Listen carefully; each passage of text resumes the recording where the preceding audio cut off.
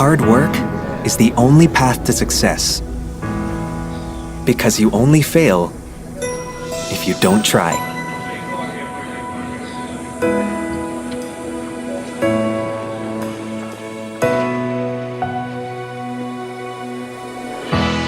And challenges, it never gets easier.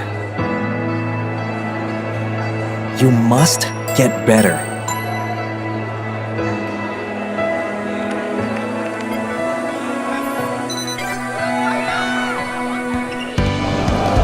You are your greatest opponent.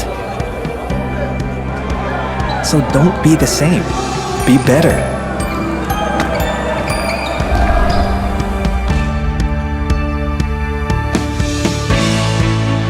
When you have to make a choice, start someday or start today.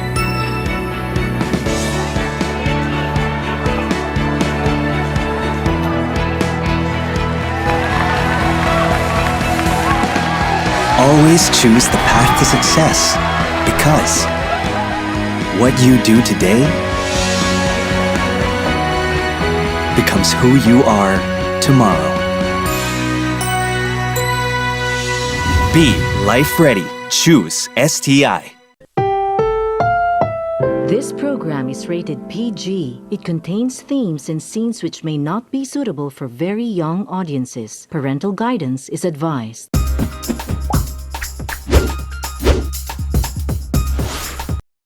Ohay gozaimasu! This is your host, Kathleen, and welcome to the art show. So you guys are wondering why I spoke the Japanese term good morning, right? Because today is a special for Japanese art lovers. We're going to make an origami, and that's the reason why we invite an origami enthusiast for you guys. So please welcome Miss Luella and Miss Lee.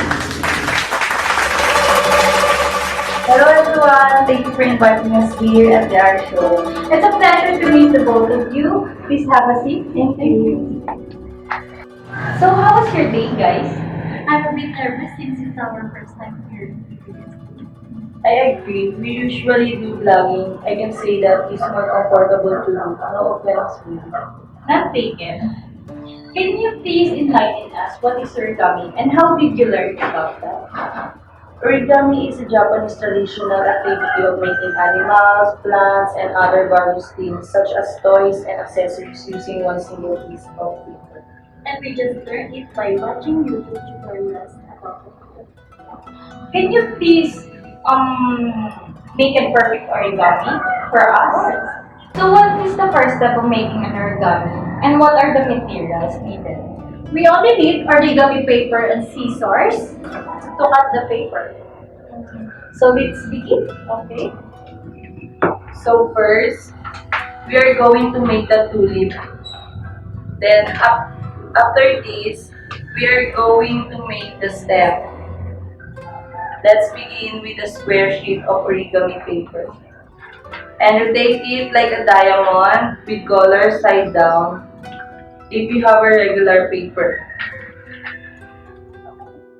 Second step, fold the paper in half by folding the bottom corner to the top. Third step, fold half again by folding the left corner to the right corner, then fold it. Fifth, take the right corner and make an angled fold diagonally upwards like that.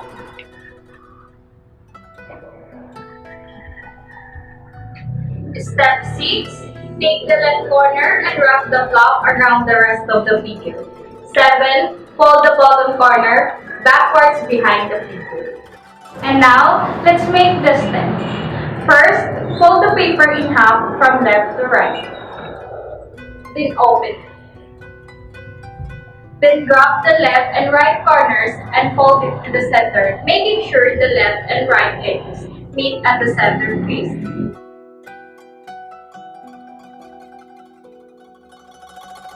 Fold the figure in half by fold left and right. Take a small portion of the bottom and fold it up, aligning the right edges. It should look like. And last, attach the tulip to the top of the stem. And here we go, the origami tulip.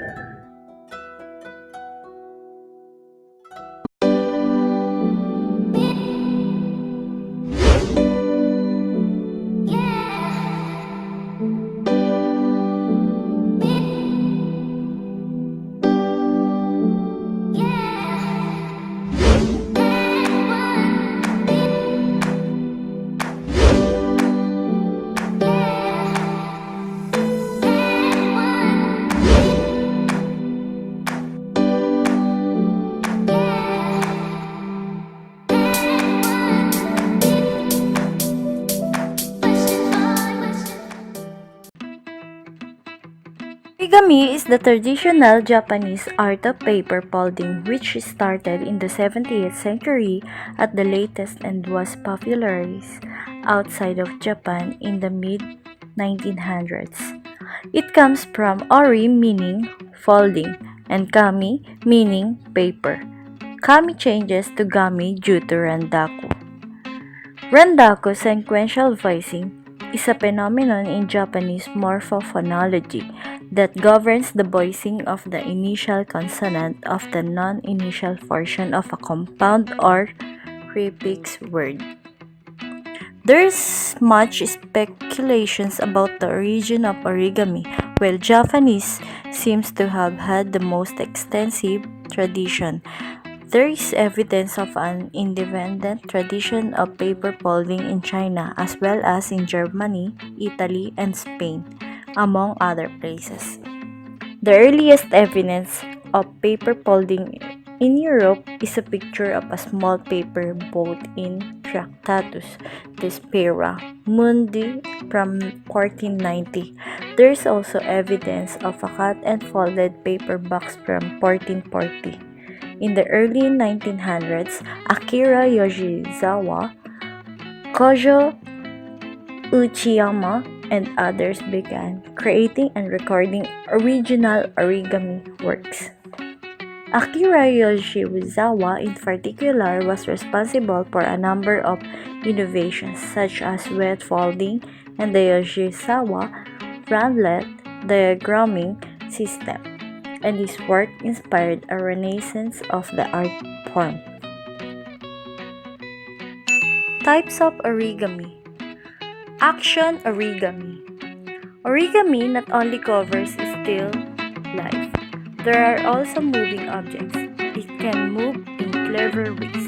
It includes origami that flies, requires inflation to complete, or when complete, uses the kinetic energy of a person's hands applied at a certain region in the model to move another flap or limb.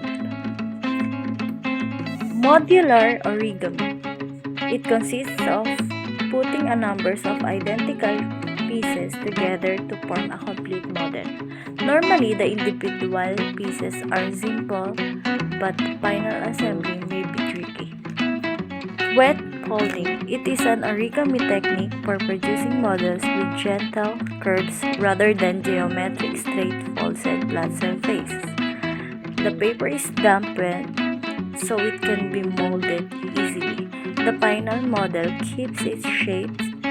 When it dries, it can be used, for instance, to produce very natural-looking animal models. Pure land origami. It is origami with the restriction that only one fold may be done at a time. More complex folds, like reverse folds, are not allowed, and all folds have straightforward to locations. Origami tessellations.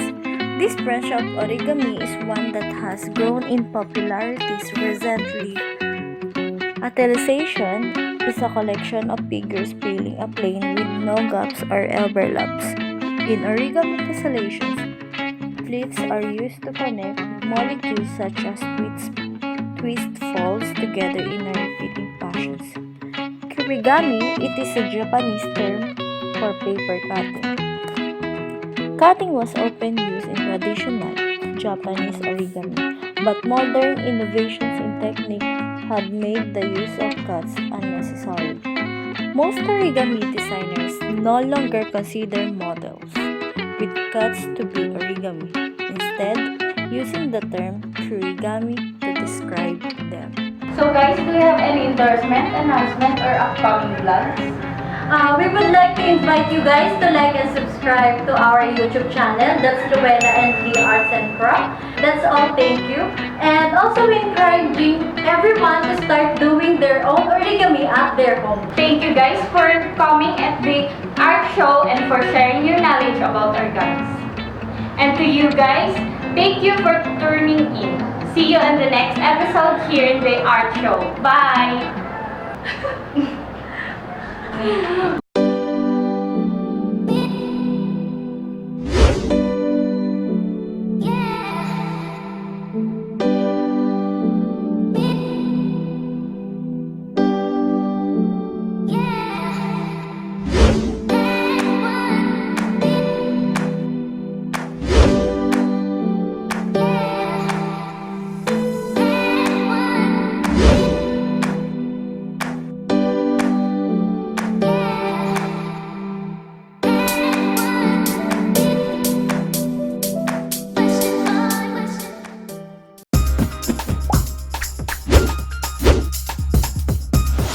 So please welcome Miss Luella and Miss Lee. Wait lang po. Wait lang, natatawa ko. So guys, do you have any endorsement, advertisement, or wait.